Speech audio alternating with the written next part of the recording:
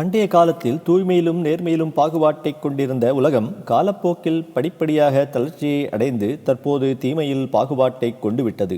அதாவது பெரும்பாலும் பாவிகளை ஏற்காமல் இருந்த உலகம் தற்போது பாவிகளை ஏற்றுக்கொண்டு விட்டது. தவிர ஜாதி பிரிவினை பெயரளவில் இயங்கி வரும் நமது நாட்டில் ஏனைய ஜாதியினர்களிடையேயும் ஒரு சில உத்தமர்கள் வாழ்ந்து வந்தாலும் கூட பாவிகளின் அளவு ஏராளமாக உயர்ந்து விட்டது. மேலும் இக்காலத்தில் பாவிகளை உயர்ந்தவர்களைப் போலவும் நல்லவர்களை தாழ்ந்தவர்களைப் போலவும் கருதும் நிலைமைக்கும் நமது நாடு இறங்கிவிட்டது.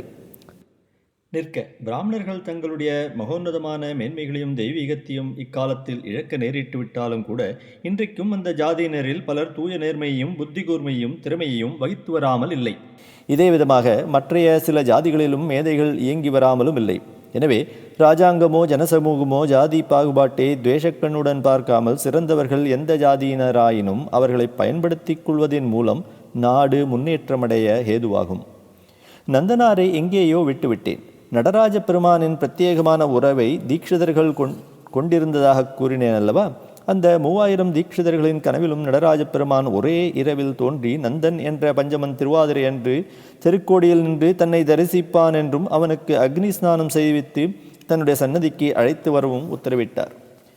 இத்தகைய அதிசயமான கனவை ஒவ்வொருவரும் மற்றொருவிடத்தில் தெரிவித்துக் கொள்ளவே அனைவரும் மகிழ்ச்சியில் ஆழ்ந்தனர். ஆருத்ரா தரிசனம் என்ற அந்த திருவாதிரை நாளும் வந்துவிட்டது. நடராஜ பெருமானை ஆராதிக்கும் உற்சவங்களுள் இந்த திருநாள் மிகவும் முக்கியமானதாகும். முதல் நாள் இரவிலிருந்தே பெருமானுக்கு வழக்கம்போல் அபிஷேகங்களும் ஆராதனைகளும் நடந்து கொண்டிருந்தன. அருணன் உதயமானான். சித்சபேசனுடைய கைங்கரத்தில் ஈடுபட்டிருந்த தீட்சிதர்கள் மற்றொரு கோஷ்டியினரிடத்தில் கைங்கரத்தை ஒப்படைத்துவிட்டு திருக்கோடியில் வந்து காத்திருந்தனர். முதல் நாளன்று அந்தணரிடமிருந்து விடைபெற்ற நந்தனரோ அதே இரவில் தில்லையை அடைந்து அங்கேயே தங்கியிருந்தார். பின்னரவில் விழித்திருந்த நந்தனார் ஓர் குளத்தில் ஸ்நானம் செய்து திருநூறு விபூதி அணிந்து அவ்விடத்திலேயே சற்று நேரம் நடராஜ தியானத்தில் அமர்ந்துவிட்டு அருணோதயத்தில் திருக்கோடியை அடைந்து விட்டார். ஐயமுற்றவர்களை விசாரித்து கொண்டிருந்த தீட்சிதர்களுக்கு நந்தனாரை கண்டதும் சந்தேகம் தெளிவாகிவிட்டது. பெயரை விசாரித்து சிறப்படுத்தி கொண்ட தீட்சிதர்கள் நந்தனாரை கோபுர வாயிலுக்கு வரும்படி கேட்டுக்கொண்டனர். நந்தனாரோ தான் ஒரு பஞ்சமன் என்றும் கோவிலின் புனிதத்திற்கு மாசு ஏற்படக்கூடாதென்றும் எனவே தன்னை வற்புறுத்த வேண்டாம் என்றும் கூறி தீட்சிதர்களின் முன்பு விழுந்து வேண்டிக் கொண்டார். கனவில் தங்களுக்கு பகவான் கட்டளையிட்டதை விவரமாக கூறிய பிறகுதான் மகான் தீட்சிதர்களை பின்தொடர இசைந்தார். கோபுர வாயிலை அடைந்ததும் தீட்சிதர்கள் நந்தனாருக்கு உற்ற பிராயச்சித்தங்களை செய்வித்தனர். கடைசியாக தீட்சிதர்கள் அறிவித்த பிரகாரம் வளர்த்து வைக்கப்பட்டிருந்த அக்னியில் பிரவேசித்து மறுபுறம் வந்தார் நந்தனார். ஆனால் இந்த நந்தனாரின் குல உருவம் முற்றிலும் மாறிவிட்டது. பஞ்சகத்தையும் பூணூலையும் ஏற்ற ஓர் பிராமணராக வெளிவந்தார் நந்தனார். இந்த இடத்தில் மற்றொரு விஷயத்தையும் கூறிவிடுகிறேன். நந்தனார் சம்பந்தப்பட்ட வரையில் அவருடைய ஜீவாத்மா எந்த உயர்ந்த பக்குவத்தை அடைந்திருந்ததோ அதே பக்குவத்தில்தான் இந்த பிராமணருடைய ஜீவாத்மாவும் இயங்கி வந்தது. ஆனால் உருவங்கள் தான் மாறுபட்டவைகளாகும். இந்த சமயத்தில் தன்னுடைய முந்திய பிறவியை உணர்ந்து விட்டார் மகான். நிற்க மகான் முன் செல்ல தீட்சிதர்கள் பின்தொடர்ந்தார்கள். இவர்கள் அனைவரும் சபாபதிக்கருகில் வந்ததும் மகான் ஆனந்தமயத்தில் பகவானை நமஸ்கரித்தார். அவர் நமஸ்கரித்ததும் அந்த இடத்திலிருந்து ஓர் ஜோதி தோன்றி நடராஜ பெருமானை அணுகி அந்த இடத்தில் மறைந்து விட்டது. ஜோதியினால் கவரப்பட்ட தீட்சிதர்கள் பின்பு நந்தனாரின் பக்கம் திரும்பவே அவ்விடத்தில் மகானை காணாததைக் கண்டு வியந்தனர். இந்த விதத்தில் நந்தனாரை ஏற்றுக்கொண்டார் நடராஜர். தாழ்ந்தவராக பிறந்த நந்தனார் உயர்ந்தவராக விளங்கி இன்றைக்கும் கோவில்களில் மகான்களுள் ஒருவராக அமர்ந்து வருகிறார். 63 இவர் ஒருவராவார். நிற்க திருப்பங்கூரில் இவரை காண நேர்ந்தவர்கள் தில்லை நிகழ்ச்சிக்கு பிறகுதான் நந்தனாருக்கு நந்தி விலகியதை ஊர்ஜிதப்படுத்தினர். இந்த இடத்தில் நந்தனாரின் முந்திய பிறவி யாத்திரையை தெளிவுபடுத்தி விடுகிறேன். இவர் நந்தனாராக பிறப்பதற்கு முன்பு பிராமண குலத்தில் தெய்வவேகி பிறவிகளை எடுத்து முன்னேறிக்கொண்டே வந்து கொண்டிருந்தார். கடைசியாக பிராமண மகத்துவங்களை முற்றிலும் அடைந்து மகானின் நிலைக்கு உயர வேண்டிய திருவாயில் ஓர் பஞ்சமனின் அற்ப குற்றத்திற்காக கோபமேற்று அவனுடைய மனம் புண்படியாக கடிந்து கொண்டு விட்டார். அத்தகைய உயர்ந்த நிலையை அடைந்திருந்த அவர் இத்தகைய ஓர் கோபத்தன்மையை நேரடியாக ஏற்றிருக்கக்கூடாது. இந்த காரணத்தினால்தான் அவர் ஓர் பஞ்சமனுடைய பிறவியை ஏற்கவும் ஆனாலும் அதே பிறவியில் ஓர் மகான நிலையை அடைந்து பகவானை அடையவும் நேர்ந்தது. முற்றிலும் பக்குவத்தை யோக்கியதைகளை அடையாத எந்த ஓர் உயர்ந்தவரும் தன்னுடைய ஓர் தன்மையை இழக்க நேரிட்டால் அவர் அதற்கான ஓர் அதிகப்படியான பிறவியை ஏற்க நேரிடும். அல்லது தவறாக நடந்து கொண்டால் அதற்கு உற்ற வேறு குலத்தில் ஓர் பிறவியையும் ஏற்கவும் நேரிடும். கண்ணப்ப நாயனார் தெய்வவேகியின் நிலையை முடித்தேற்றியவராவார். இக்காலத்தில் பேரளவில் குலங்கள் இயங்கி வருவதால் அந்தந்த குல யோகியதைகளை பொறுத்து அடைந்து வந்த பிறவிகள் மறைந்துவிட்டன. எனவே நல்லவன், கெட்டவன், துஷ்டன், பாதகன் போன்ற 4 யோக்கியதைகளை கொண்டவர்கள் ஏனைய குலங்களிலும் பிறவி எடுக்க பகவான் வகை செய்து விட்டார். தெய்வசாதுவின் நிலையில் விளங்கின நந்தனார் எஜமானுடைய கட்டளையை மீறி தில்லைக்குச் செல்வதாக வைத்து கொண்டால் அவர் கோபுர தரிசனத்துடன் திரும்பிவிட நேர்ந்திருக்கும் என்பதுடன் மறுபிறவியிலும் ஓர் தெய்வசாது நிலையிலேயே பிரிவெடுக்க நேரிட்டிருக்கும். எனவே தர்மசங்கடமான ஓர் சந்தர்ப்பத்தில் கூட எஜமானனிடத்தில் கீழ்ப்படிதல் என்ற ஓர் சீரிய ஒழுக்கத்தை கடைபிடித்த ஒரே காரணத்தினால்தான் பகவான் நெல் விளைச்சலின் அற்புதத்தை தோற்ற வைத்து நந்தனாரை மகானின் நிலைக்கு உயர்த்தி காண்பித்தார். ஓர் வசதியான பாமரன் பெருமைக்கும் பேருக்கும் தெய்வ பணிகளை பகட்டுடன் செய்வித்தாலும் பலன் உண்டு. உள்ளத்தில் பக்தியை ஏற்று விளம்பரமற்ற பூஜையை எளிய முறையில் ஆற்றி வரும் ஓர் நல்லவன் அல்லது ஓர் விவேகி மறுபிறவியில் லௌகீக வசதிகளையும் அடைகின்றான். ஓர் சிறந்த விவேகி அல்லது முக்கியமாக ஆசாபாசங்களை துறந்து செல்வத்தை வெறுத்திடும் ஓர் முற்றின விவேகி தெய்வ ஆராதனைகளை குறைத்து உள்ளத்திலேயே பக்தியை ஏற்பதாக வைத்து கொண்டாலும் கூட அவன் சில காலத்திற்கும் தெய்வசாதுவின் நிலைக்கு உயர்த்தப்படுகிறான். தாழ்மையிலும் ஒழுக்கத்திலும் அகந்தையை அகற்றுவதிலும் இணையற்றவனாக விளங்கும் ஓர் சாது தனது பக்தியை வெளிக்காட்டி கொள்ளாவிட்டாலும் அவனும் வரிசைக்கிரமமாக தெய்வசாதுவின் நிலைக்கு உயர்த்தப்படுகிறான். இந்த தெய்வசாதுவின் நிலையை அடைபவர்களால் தான் தெய்வீக அற்புத பலன்களை அடைய முடியும். எனவே ஒருவனுடைய குணம், நடவடிக்கை, தன்மை, வேதாந்த பக்குவம் போன்றவைகளை பொறுத்து பக்தியின் வளர்ச்சி அமைந்திருப்பதை நீங்கள் அறிய வேண்டும். பொதுவாக தெய்வபக்தியை ஏற்காத ஓர் நல்லவன் அதற்குற்ற பலனை இழந்தாலும் வேறு சில நற்செயல்களை புரிந்து வருபவரின் மூலம் மறுபிறவியில் நல்வாழ்க்கையை ஏற்கின்றான். உலகப்பற்றை அகற்றியவர்களோ நற்செயல்களை புரியாமல் இருந்தாலும் அவர்களுடைய மனோபக்குவங்களை பொறுத்து ஒவ்வொரு படியாக உயர்ந்து அடுத்த நிலைக்கும் உயர்ந்து விடுகிறார்கள். ஒரு பாமரன் தெய்வசாதுவின் நிலை அடைவதற்கு இந்த உலக ஆயுளைப் போல் ஏராளமான ஆயுள்களை கடக்க நேரிடலாம். முடிவாக பகவானால் மாயமாக மறைக்கப்பட்டுவிட்ட நந்தனார் கீர்த்தியை அடைந்து வாழ்ந்து வந்தவராக சோபிக்கவில்லை.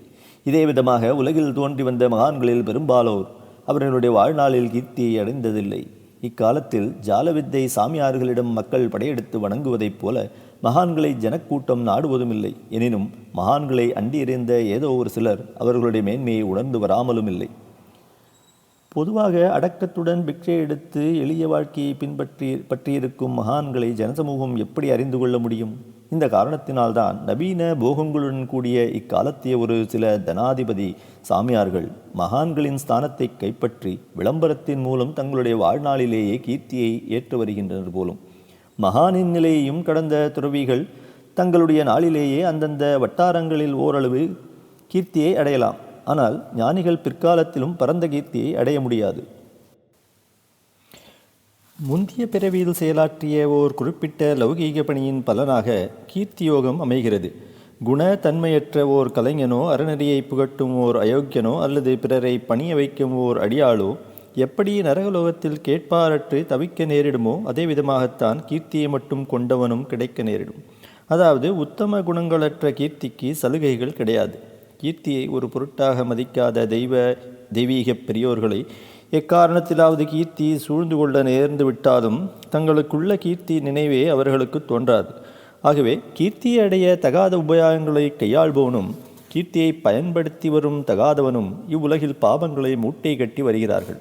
ஆனால் ஓர் நல்லவன் அல்லது ஓர் விவேகி நற்பணிகளையோ திருப்பணிகளையோ கடமையாக புரிவானேயானால் அவனுக்கு கீர்த்தி தானாகவே நேரலாம். அத்தகையவன் நற்கதியையும் அடைகிறான். பிரஜைகள் குற்றங்களை புரியாதவாறு நிலவ வைக்கும் வேந்தர்களும் மந்திரிகளும் பரந்த கீர்த்தியை வகிக்க வேண்டியவர்களாவார். பிரஜைகளின் நடவடிக்கை, ஒழுக்கம், நேர்மை போன்றவைகளை கண்காணித்து அவர்களுக்கு நல்வாழ்வை அளித்து ரட்சிக்கும் வேந்தர்கள் தெய்வங்களின் பிரதிநிதிகள் ஆவார்கள். பிரஜைகளை நல்லவர்களாக இயங்க வைத்து விட்டாலே வெள்ளப்பெருக்கெடுக்காத சீரான மழையையும் நானாவிதமான தானியங்களையும் விளைபொருள்களையும் நாடுகள் ஏற்க பகவான் வகை செய்து விடுகிறார். எனவே நல்லாட்சியை பொறுத்து சுபிட்சத்தையும் ஆரோக்கியத்தையும் நிர்பயத்தையும் நிம்மதியையும் பகவான் அமைத்திருப்பதை வாசகர்கள் முக்கியமாக அறிய வேண்டும்.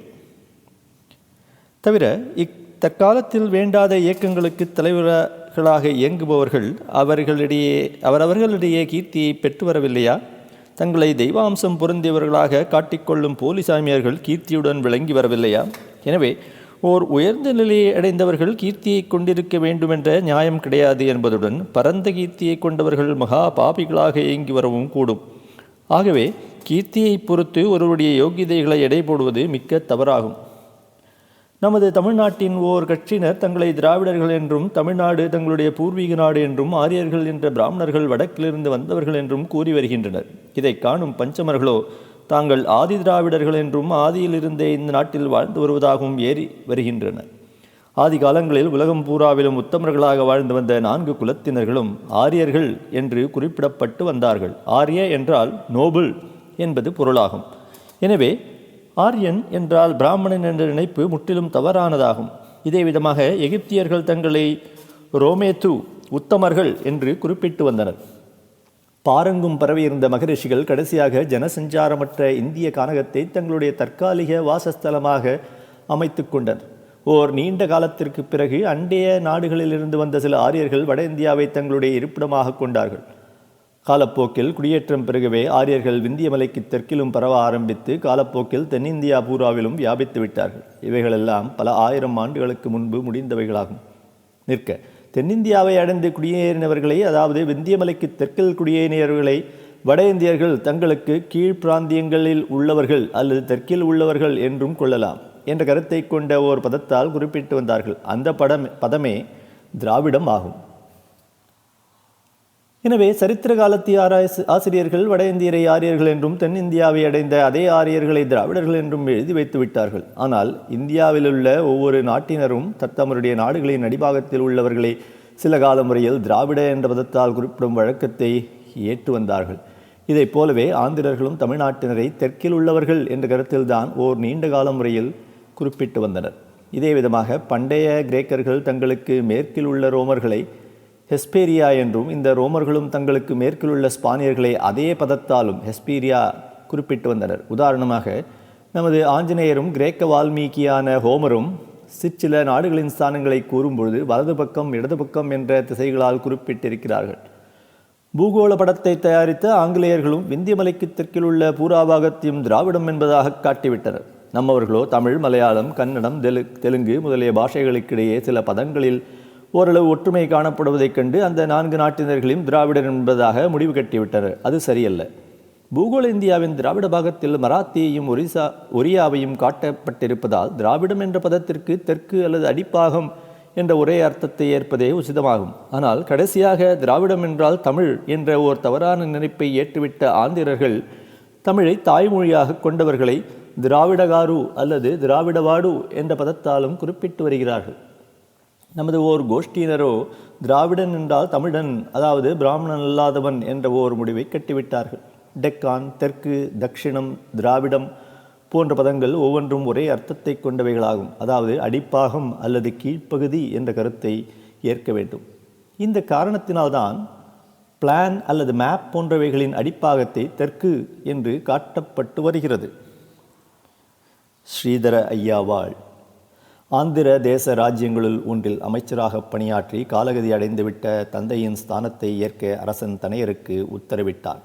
சாஸ்திர கலைகளில் மகாமேதையாக விளங்கி வந்த தனையர் தெய்வீகத்திலேயே ஈடுபட்டு வந்ததினால் அத்தகைய உயர்ந்த பதவியை ஏற்றுக்கொள்ள இயலாதை அரசனிடம் தெரிவித்துக் கொண்டார். அரசன் மேலும் வற்புறுத்தவில்லை. இதையடுத்து வேதியர் தன்னுடைய மனைவியுடன் தென் திசை நோக்கி க்ஷேத்திர யாத்திரை மேற்கொள்ளலானார். மேலும் ஆச்சாரத்தின் அடிப்படையில் தயாரிக்கப்பட்டு வந்த பிரம்பு பெட்டியில் அமர்ந்து வந்த பகவானும் சிவலிங்கம் தனது யாத்திரையில் அன்றாட பூஜையை தவறாமல் நிறைவேற்றி கொண்டார். இவ்வாறு பல கஷேத்திரங்களை தரிசித்து கொண்டே சோழ நாட்டை அடைந்தார். சோழ நாட்டின் இயற்கை வளங்களையும் ஏராளமான நதிகளுடன் கூடிய நீர்வளத்தையும் ஆங்காங்கு சோலைகளுக்கிடையே உயர்ந்து காணப்பட்ட பகவானின் கோபுரங்களையும் கண்டு மகிழ்ந்த வேதியர் அந்த பிராந்தியத்திலேயே தங்கிவிட மனம் கொண்டார். எனவே காவேரி தீரங்களில் உள்ள கஷேத்திரங்களை தரிசித்து கொண்டே போய்கொண்டிருந்த போது திருவிசைநல்லூர் என்ற கிராமத்தை அடைய நேர்ந்தது. சாஸ்திர விற்பனர்களையும் மகா பண்டிதர்களையும் பெருமையுடன் தாங்கி வந்த அந்த கிராமத்தை கண்டதும் அவ்விடத்திலேயே வாசத்தை ஏற்க தீர்மானித்து விட்டார். வேதியரின் மேன்மையை அங்கீகரித்த கிராம பெரியோர்களும் தம்பதிகளுக்கு இடமளித்து உதவி புரிந்தனர். பெரியோர்களுக்கு நன்றி தெரிவித்துக் கொண்ட வேதியர் வழக்கம்போல் உஞ்சவிருத்தி எடுத்து வாழ்க்கையை நடத்தி வந்தார். இவர் கஷேத்திர யாத்திரையை ஏற்று வந்த பொழுதே பகவானால் அங்கீகரிக்கப்பட்டு தெய்வ சாதுவின் நிலையை அடைந்து விட்டார். தன்னுடைய அன்றாட சிவலிங்க பூஜை முடிந்ததும் உச்சி வேளைக்கு முன்பே அருகில் இருந்து கர்க்கடேஸ்வரர் கோவிலுக்கு சென்று பகவானை தரிசித்து வரும் பணியை ஏற்று வந்தார். இதே விதமாக ஒவ்வொரு பிரதோஷ திதியிலும் சந்தியா காலத்தில் சற்று தூரத்தில் இருக்கும் திருவிடைமருதூர் மகாலிங்கத்தை தரிசித்து திரும்பும் வழக்கத்தையும் ஏற்று வந்தார். இவர் அவ்வப்போது பகவானின் மேல் ஸ்தோத்திரங்களை ஏற்றி வந்ததுடன் சில சமயங்களில் தெய்வ சிந்தனையில் மெய்மறந்த நிலையிலும் ஆழ்ந்து வந்தார். சில ஆண்டுகளுக்கு பிறகு தன்னுடைய பிதாவின் ஸ்ராத்த தினம் நெருங்கிய பொழுது திருவிடைமருதூர் மகாலிங்க பெருமான் இவருடைய பெருமையை வெளியிட மனம் கொண்டு விட்டார். ஸ்ராத்த தினத்தன்று காலையில் செயலாற்ற வேண்டிய ஏற்பாடுகளை முடித்துவிட்டு இரண்டாவது ஸ்நானத்தின் பொருட்டு வேதியர் காவேரிக்கு சென்றார். ஸ்நானம் செய்துவிட்டு திரும்புகையில் ஓர் பஞ்சமன் மகாலிங்கம் பசிக்கொடுமையினால் தவிப்பதை பார்த்து விட்டார். இத்தகைய பரிதாபத்தை கண்ட இவரது மனமோ மேலும் தவிக்க ஆரம்பித்து விட்டது. பஞ்சமனின் பசியை தீர்ப்பதற்கு வேறு வகையில் இவர் ஏற்பாடு செய்திருக்கலாம். ஆனால் ஸ்ராத்தத்தின் பொருட்டு சமைக்கப்பட்டிருந்த பதார்த்தங்களை எடுத்துச் சென்று அந்த பஞ்சமனுக்கு அளித்து விட்டார் தெய்வசாது. சாஸ்திரம் சம்மதமற்ற இத்தகைய மன மாற்றத்தை அவர் உடனடியாக உணராமலும் இல்லை. எனவே தம்பதிகள் இருவரும் மறுமுனை ஸ்நானம் செய்துவிட்டு பதார்த்தங்களை தயாரிக்க தலைப்பட்டனர். நிற்க தெய்வசாதுவின் நிலையை ஐயாவால் அடையாமல் இருந்திருந்தால் மகாலிங்கர் பஞ்சமனாக வந்திருக்கப் போவதில்லை. பொதுவாக எக்குலத்தினராயினும் முக்கியமாக பிராமணர்கள் நமது தெய்வசாது புரிந்த ஓர் கூடாத முறையை ஏற்றுவிட்டால் அது ஓர் பெரும் பிழையே ஆகும். ஆனால் இவர் ஓர் தெய்வசாது அல்லவா? தெய்வசாதுவின் இத்தகைய செய்கையை அறிய நேர்ந்த கிராம பிரியோர்கள் வேதியரை ஜாதி பிரஷ்டம் செய்திருப்பதாக அறிவித்ததுடன் அவர் காசிக்கு சென்று கங்கையில் ஸ்நானம் செய்து பிராயச்சித்தத்தை முடித்து கொண்டு வரும்படியான ஓர் நிபந்தனையும் விதித்தனர். எனவே ஸ்ராத்தத்திற்கு வரிக்கப்பட்டிருந்த பிராமணர்கள் கர்மாவை முடித்துக் கொடுப்பதிலிருந்து விலகிக் கொண்டனர். பொதுவாக ஸ்ராத்தத்திற்கு பிராமணர்கள் கிடைக்காத சந்தர்ப்பம் நேரிட்டுவிட்டால் அவர்கள் அமர வேண்டிய ஸ்தானங்களில் தர்பையை குஷகிராஸ் ஆவாகனம் செய்து பூர்த்தி செய்வது வழக்கமாகும். எனினும் அடுத்து வரும் அதே திதியில் பிராமணர்களை கொண்டு முடிக்க வேண்டியதும் அவசியமாகும். எனவே தெய்வசாதுவின் கிரகத்திலிருந்து பிராமணர்கள் விலகி கொண்டு விட்டதால் தர்பையை ஆவாகனம் செய்து ஸ்ராத்தத்தை முடித்து கொண்டார். ஆனால் ஸ்ராத்தம் நடந்து கொண்டிருந்த சமயத்தில் தாளிடப்பட்ட அவருடைய வீட்டுக்குள் இருந்து பிராமணர்களால் சொல்லப்பட்ட ஸ்ராத்த மந்திரங்கள் அண்டைய வீட்டினர்களின் செவிகளில் விழுந்தன. இதை அதிசயத்துடன் கேட்ட அவர்கள் அக்கம் பக்கத்தில் உள்ள சிலரை கூப்பிட்டு அவர்களையும் செவியுறச் செய்தனர். ஆனால் இத்தகைய ஆச்சரியத்திற்கான காரணத்தை ஊகிக்க இயலாதவாறு ஒருவரையொருவர் பார்த்து நின்றனர். உண்மையில் வீட்டினுள் வேதியரை தவிர வேறொருவரும் இருந்தார்கள் இல்லை. அந்த வேதியரும் மந்திர சப்தத்தை கேட்டாரில்லை. இந்த விதத்தில் அதிசயத்தை தோற்ற வைத்தார் மகாலிங்கர். எனவே தெய்வசாதுக்கள் சாஸ்திர விதிகளிலிருந்து தவறினாலும் அது குற்றமாகாது என்பதே இதன் பொருளாகும். ஆனால் தங்களுடைய உயர்ந்த நிலையை உணராத தெய்வசாதுக்கள் எக்குலத்தினராயினும் அவர்களுக்குற்ற சாஸ்திர விதிகளை கடைபிடிக்க தவறுவதும் இல்லை. பெரியோர்கள் தெய்வசாதுவுக்கு நிபந்தனை விதித்ததாக கூறினேன் அல்லவா? அத்தகைய நிபந்தனையை அந்நிலையிலிருந்து அவர் ஏற்க வேண்டிய அவசியமில்லை என்று நமக்கு தோணலாம். சிவனைத் தவிர வேறொன்றையும் நினையாத அவர் வேறு எந்த இடத்திலும் வாழ்க்கையை கொள்ளலாம். ஆனால் தன்னை போல் உத்கிருஷ்டமான சாஸ்திர விதிகளை கடைபிடித்து வந்தவர்களும் உயர்ந்த யோக்கியதைகளில் மேன்மையுற்றிருந்தவர்களுமான பெரியோர்களின் நியாயமான நிபந்தனையை அவர் உல்லங்கனம் செய்யவில்லை. எனவே வழக்கம் போல மறுநாள் உஷா காலத்தில் எழுந்திருந்து பரியேணி தர்ப்பணத்தையும் பிறகு கர்மானுஷ்டானங்களை முடித்து கொண்டு தனது பத்னியுடன் காசிக்கு புறப்பட்டார். இவர்கள் சென்று கொண்டிருந்த சிறிது நேரத்திற்கெல்லாம் ஒரு யௌவன ஸ்திரீ எதிரில் தென்பட்டார். அவள் இவர்களை நிறுத்தி இவர்கள் போகும் இடத்தையும் அதன் காரணத்தையும் விசாரித்தாள். இவருடைய வரலாறு அனைவத்தையும் கேட்டுக்கொண்ட அவள் தானே கங்கை என்றும் அந்த வாரத்தில் வரும் அமாவாசை என்று காலையில் அவர்களுடைய வீட்டின் கிணற்றுக்கு வருவதாகவும் இதில் நம்பிக்கை வைக்கலாம் என்றும் கூறி புறப்பட்டவர்களை திருப்பி அனுப்பிவிட்டு உள்ளார். களங்கத்தை கொள்ளாத இவர்களும் பெண்ணின் வார்த்தையில் எம்மியளவும் சந்தேகத்தை கொள்ளாமல் திரும்பியதை நினைக்கும் போது எவரும் ஆச்சரியத்தை கொள்ளாமல் இருக்க முடியாது. இவர்கள் திரும்பி வந்து விட்டதைக் கண்ட கிராமப் பெரியவர்களில் பலர் தெய்வசாதுவின் வார்த்தைகளுக்கு செவிசாய்க்கவில்லை. ஆயினும் முந்தைய நாளில் ஸ்ராத்த மந்திரத்தை அதிசயத்துடன் கேட்ட சிலர் அமாவாசை வரையில் பொறுத்து பார்க்கலாமே என்று கூறியதன் பேரில் அதுவரையில் காத்திருக்க மற்றவர்களும் இசைந்தனர். அமாவாசை திதியும் வந்துவிட்டது. உஷக்காலத்திலேயே வழக்கம் போல் காவேரியில் ஸ்நானம் செய்து காவேரி தீரத்தில் அனுஷ்டானம் தியானம் போன்றவைகளையும் முடித்துக்கொண்டு அருணோதயத்திற்கு முன்பே வீட்டை அடைந்தார். வீட்டை அடைந்ததும் தன்னுடைய சிவலிங்கத்தை தரிசித்துவிட்டு கங்கையை ஸ்தோத்திரித்துக் கொண்டே கிணற்றடிக்கு சென்றார். இதற்கு முன்பே கிராமத்தார்கள் ஒவ்வொருவராக வேதியரின் வீட்டை சூழ்ந்து கொண்டனர். கிணற்றடியில் நமஸ்கரித்து எழுந்து கங்கையை பிரார்த்தித்தார் தெய்வசாது. என்னே அதிசயம்! கிணற்றுக்குள் கங்கை பொங்க ஆரம்பித்தாள். கிணற்றின் மேல் வழிந்தோடினாள். மேலும் வெள்ளப்பெருக்கெடுக்கவும் ஆரம்பித்தாள். மகானாக மாறியவர் கங்கையை அடங்கும்படி பிரார்த்தனை செய்தார். கங்காதேவியும் தனது உக்கிரகத்தை அடக்கி கொண்டாள். மகானின் பாதங்களில் விழுந்து அனைவரும் மன்னிப்பு கேட்டுக்கொண்டனர். மேலும் இந்த சம்பவத்தில் இருந்து மகான் கிராமத்தை விட்டு அகன்று சஞ்சாரத்தை கொண்டு விடுவாரோ என்ற ஓர் ஐயமும் பெரியோர்களுக்கு தோன்றிவிட்டது. எனவே மறுமுறையும் நமஸ்கரித்து கிராமத்திலேயே தங்கியிருக்க வேண்டும் என்று பிரார்த்தித்து கேட்டுக்கொண்டனர். மகானும் அவர்களுக்கு மரியாதை தெரிவித்து திருவிசைநல்லூரிலேயே தங்கியிருக்க ஒப்புக்கொண்டார். எனினும் பிரதோஷ நாட்களில் மகாலிங்கத்தை தவறாது தரிசித்து வந்த மகான் தனக்கு தோன்றிய மற்ற நாட்களிலும் திருவிடைமருதூரை அடைந்து தரிசித்து வந்தார். திருவிடைமருதூரை அடைவதற்கு 2 நதிகளை காவேரி, வீரசோழன் கடந்தாக வேண்டும். ஒரு நாள் மகாலிங்க சுவாமியை தரிசித்து திரும்பும்போது இரவில் சற்று நேரமாகிவிட்டது.